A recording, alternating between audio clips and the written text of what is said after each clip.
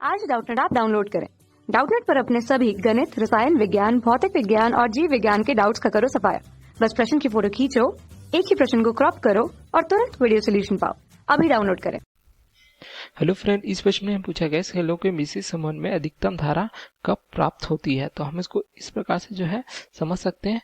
इसके लिए हम इस प्रकार से परिपथ बना लेते हैं। तो है जो श्रेणी और समांतर जो है सेलों को इस प्रकार से जोड़ा जाता है। जैसे हमने यहाँ पे परिपथ बना लिया, जहाँ पे लिया है सेल जो है जिसका विद्युत भागफल जो है ई लिया है तथा जिसका आंतरिक प्रतिरोध हमने यहाँ पे आर लिया। इसको हमने इस प्रकार से श्रेणी क्रम में संयोजित किया है। अगर हम सेलों की संख्या जो है n लेते हैं इस प्रकार से, जो सभी इस प्रकार से श्रेणी क्रम में संयोजित है सभी के लिए, इस प्रकार से देख सकते हैं। तथा जो n सेल है जो श्रेणी क्रम में संयोजित है उसको हमने समांतर क्रम में भी संयोजित किया है। अर्थात यदि इसकी संख्या हम लेते हैं m जो पंक्तियां यहाँ पे हमने जो है समांतर क्रम में संयोजित किया है, तो इसे ही हमें ज्ञात करना है। तो अगर जो है इस प्रकार से देखें कि जो धारा आई प्रवाहित होगी जब इस पर जो संयोजन को मिश्रित संयोजन को हम एक जो है बाह्य प्रतिरोध R की सहायता से इस प्रकार से जोड़ देते हैं, जिसका मान हमने लिया है बाह्य प्रतिरोध R। ठीक है, तो ये ज्ञात हो जाएगा। तो अगर देखें हम इसको देते हैं पंक्ति को अगर AB नाम देते हैं, दूसरी पंक्ति को हम CD से प्रदर्शित करते हैं, तो यहाँ पे जो है m नंबर ऑफ पंक्ति के लिए क्या लिख देते हैं, अगर हम mn पंक्ति लेते हैं।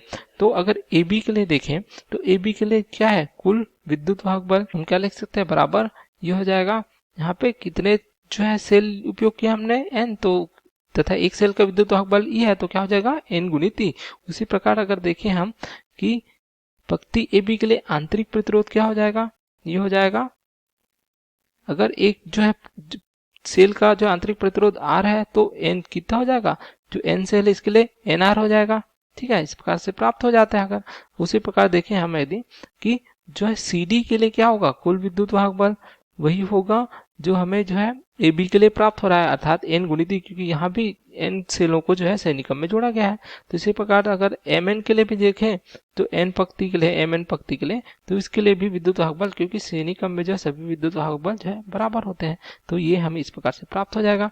तो पूरे परिपथ के लिए विद्युत वाहक बल हम क्या लिख सकते हैं, इसको लिख सकते हैं n गुणित E, क्योंकि ये सभी में समान है, क्योंकि समांतर क्रम में जो है विद्युत वाहक बल जो है या विभवांतर जो है समान होता है दो बिंदुओं के बीच, तो हमें प्राप्त हो जाएगा।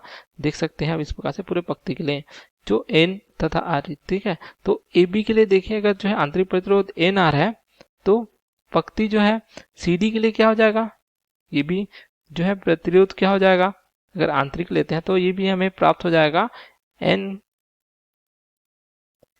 गुणित R। ठीक है, तो mn तक के लिए भी क्या प्राप्त हो जाएगा, हमें इसका मान भी प्राप्त हो जाएगा या n गुणित R। तो सभी पंक्ति के लिए, लेकिन देखिए सभी पंक्ति जो है यहाँ पे समांतर क्रम में जुड़ी हुई है।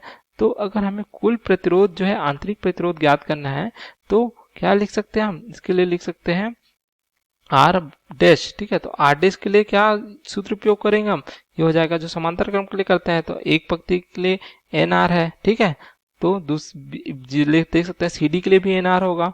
उसी प्रकार जो है हम देखें जो है आगे बढ़ते जाएंगे तो nr सबके लिए, तो अगर m पंक्ति तक के लिए लेते हैं, ठीक है, यहाँ पे तो R डैश का मान हम ज्ञात करेंगे, तो हम लिख सकते हैं 1/R डैश क्या हो जाएगा, m पंक्ति के लिए है तो यहाँ पे गुण, यहाँ पे लघुत्तम nr प्राप्त होगा तथा कितनी पंक्ति है, m पंक्ति है, तो ये इस प्रकार से प्राप्त होगा। तो यहाँ से हम R डैश का मान जो है ज्ञात कर सकते हैं। R डैश बराबर हो जाएगा nr/m।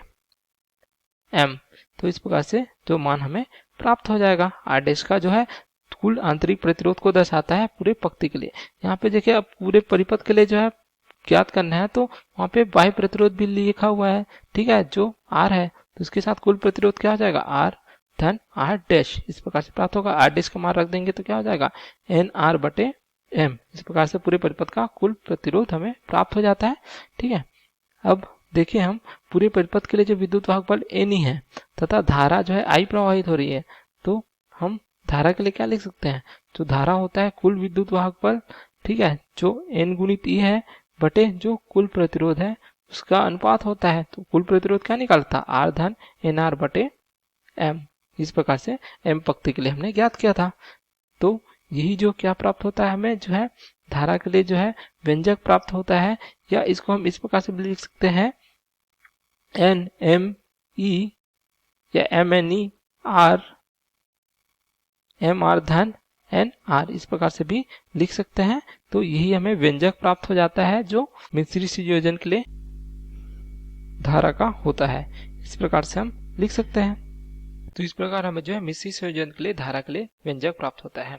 ठीक है, अगर हम धारा का मान जो है बढ़ाना चाहते हैं तो हमें क्या पड़ेगा, जो हर का मान जो है न्यूनतम रखना पड़ेगा। धारा के अधिकतम मान के लिए जो है हम देखें हर जो है एम आर धन एन आर का मान न्यूनतम होना चाहिए।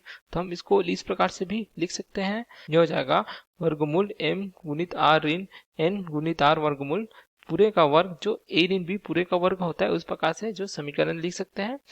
धन क्या हो जाएगा 2 M R N N R, इस प्रकार से लिख सकते हैं। ठीक है, प्रदर्शित कर सकते हैं। तो हमें क्या पता है, जो मान दर्शाता है वो एम आर धन एन आर के मान को दर्शाता है, इस प्रकार से लिख सकते हैं। या हम लिख सकते हैं एम आर धन एन आर ऋण 2 वर्गमूल एम आर धन एन आर किसका मान को प्रदर्शित करता है, ये जो है दर्शाता है एम आर वर्गमूल ऋण एन आर के पूरे के वर्ग के मान को दर्शाता है। तो अधिकतम मान के लिए जो हर का मान जो है शून्य न्यूनतम होना चाहिए, तो हम इसको लिख सकते हैं जो वर्गमूल मान है, ठीक है, वही जो है क्या हो जाएगा, यही होगा जो मान न्यूनतम, अर्थात इसको शून्य रख सकते हैं क्योंकि वर्ग जो ऋणात्मक तथा धनात्मक दोनों के लिए शून्य प्राप्त होता है। तो ये इस प्रकार सकते हैं। तो यहाँ से हमें क्या प्राप्त हो जाएगा, यहाँ से प्राप्त हो जाएगा एम आर बराबर एन आर। तो आर का मान जो है बाह्य प्रतिरोध का मान इस प्रकार से प्राप्त हुआ। तो हम कह सकते हैं कि जो है अधिकतम धारा के मान के लिए क्या करना चाहिए, जो समांतर क्रम संयोजन है उसमें जो है आंतरिक प्रतिरोध के मान के बराबर होना चाहिए। तो इस प्रकार से हम लिख सकते हैं आई बराबर, देखिए अगर दोनों का मान बराबर रखें, यहाँ पे रखें एम आर गुणित एन आर, तो ये इस प्रकार से प्राप्त हो जाएगा। या हम इसको लिख सकते हैं यहाँ पे एम एम कट जाएगा, तो ये क्या हो जाएगा, ये हो जाएगा एन ई बटे जो है 2 गुणित आर, क्योंकि यहाँ पे एन आर रखा है हमने एम आर का मान, ठीक है। उसी प्रकार हम लिख सकते हैं अगर एन आर रखेंगे उसका मान एम आर की जगह, तो हो जाएगा एम ई बटे 2 आर। तो यहाँ पे हमें धारा के लिए जो है अधिकतम धारा के लिए व्यंजक इस प्रकार से प्राप्त हो सकता है। तो मिश्रित संयोजन में हम कह सकते हैं कि अगर हमें धारा का मान अधिकतम चाहिए तो बाह्य प्रतिरोध का मान जो है जितने पंक्ति जुड़ी है उसमें तथा जो आंतरिक प्रतिरोध के मान के बराबर होना चाहिए। तो इस संयोजन की सहायता से हम धारा को अधिकतम मान प्राप्त कर सकते हैं तथा इस सूत्र की सहायता से। तो यही हमारा उत्तर है जिसको हम इस प्रकार से प्रदर्शित कर सकते हैं, जो धारा के जो है अधिकतम मान को दर्शाता है। Okay, thank you. कक्षा 6 से 12वीं से लेकर नीट, IIT, JEE वो एडवांस के लेवल तक 1 करोड़ से ज्यादा छात्रों का भरोसा। आज ही डाउनलोड करें डाउटनेट ऐप या व्हाट्सएप करें अपने सारे डाउट्स 8400 400 400 पर।